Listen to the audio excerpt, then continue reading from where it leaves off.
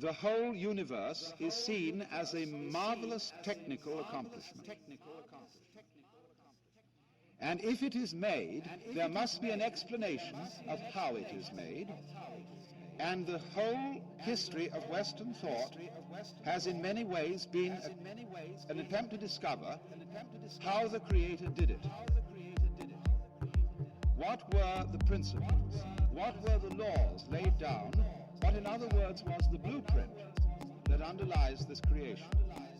And this image has therefore persisted throughout Western history and continues on into a time when very many people do not believe in Christianity or Judaism or Islam. They are, you might say, agnostics or atheists, but they still carry on something of this idea of the world as an artifact.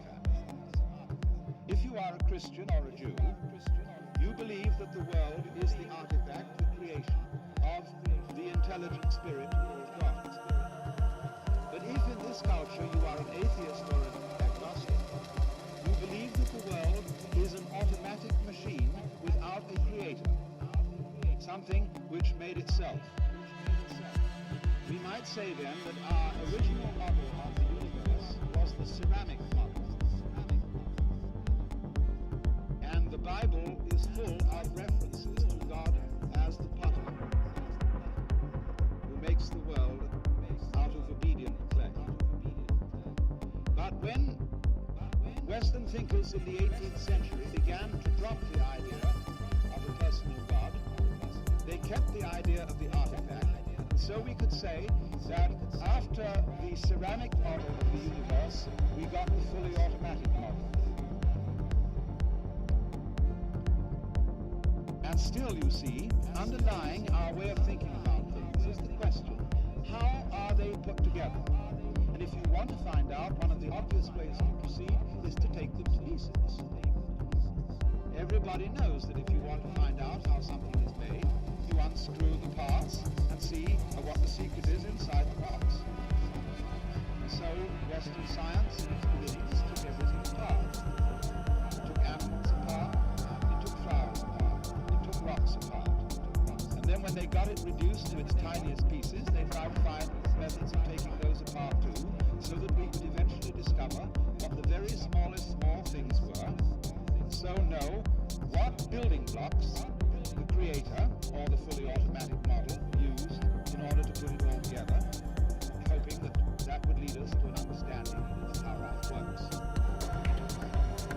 Man himself in all this was looking on as a creation, something made.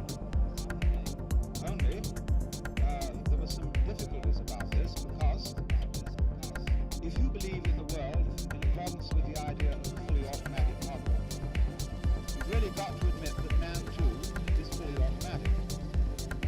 In other words, he's a machine rather than a person. Man is something, in other words, that says, drops his hand and says, how do you do? I'm a person, I'm alive, I'm sensible, I talk, I have feelings. But you wonder, do you really? Or are you just an automaton? Am I real? Or am I just an automaton? The general result of the Western image of man hasn't been quite that. What it's come down to under the dispensation of the fully automatic model is this. We are living beings. We're very sensitive. And inside the human skin, by an extraordinary fluke of nature, there has arisen something called reason.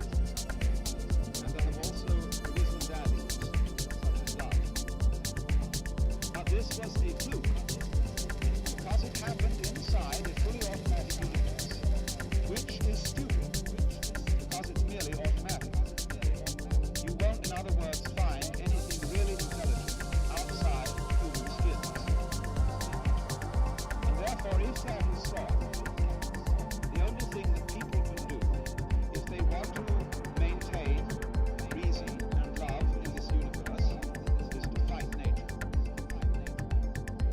And beat the stupid external world in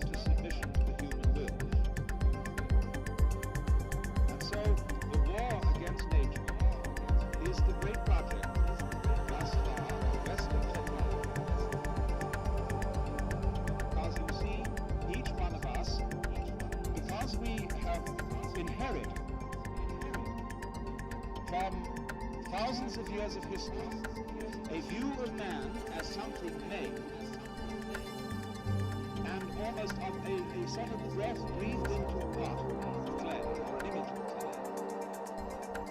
A kind of, each one feels himself as a globule of consciousness or mind, living inside a vehicle called my body. And since the world outside that body is stupid, we feel estranged from the world. When we find out how enormous the universe is, that makes us as individuals feel extremely unimportant and alone. Because you see, we consider ourselves, our basic image of ourselves is of a soul or an ego or a mind, all by itself in its little house, looking out at a world that is strange and that is not me. I am therefore a brief interval of consciousness between the darkness and the darkness. And that isn't too happy. I would like to be able to believe it was more than that. If I could, so many of us say, if I could only still believe that there is an intelligent and eternal God in whose eyes I am important and who has the power to enable me to live forever, that would be very nice. But for many people, that's an extraordinarily difficult thing to believe. Now I want to contrast this image of the world with another. I call the dramatic image as distinct from the image of the potter, or the ceramic image. And this will be the presiding image of Hinduism. Their idea is this, that God didn't make the world like a technologist, but he acted upon it. That is to say, every person and everything, for that matter, every tree, every flower, every animal, every star, every rock, every grain of dust is a role or part which the Godhead is playing. You must understand, of course, that the Hindu image of God is a little bit different from the Jewish, Christian, or the Islamic. When I was a little boy, I used to ask my mother interminable questions. And when she got sick of it, she said, "My dear, there are some things in this life that we're just not meant to know." Well, I said, "Will we ever know?" She said, "Yes. If you die and then go to heaven, God will explain it all." And so I used to hope that on wet afternoons in heaven, we would all be able to sit round the throne of grace and say to the Lord, "Why did you do this and why did you do that?" And he would explain.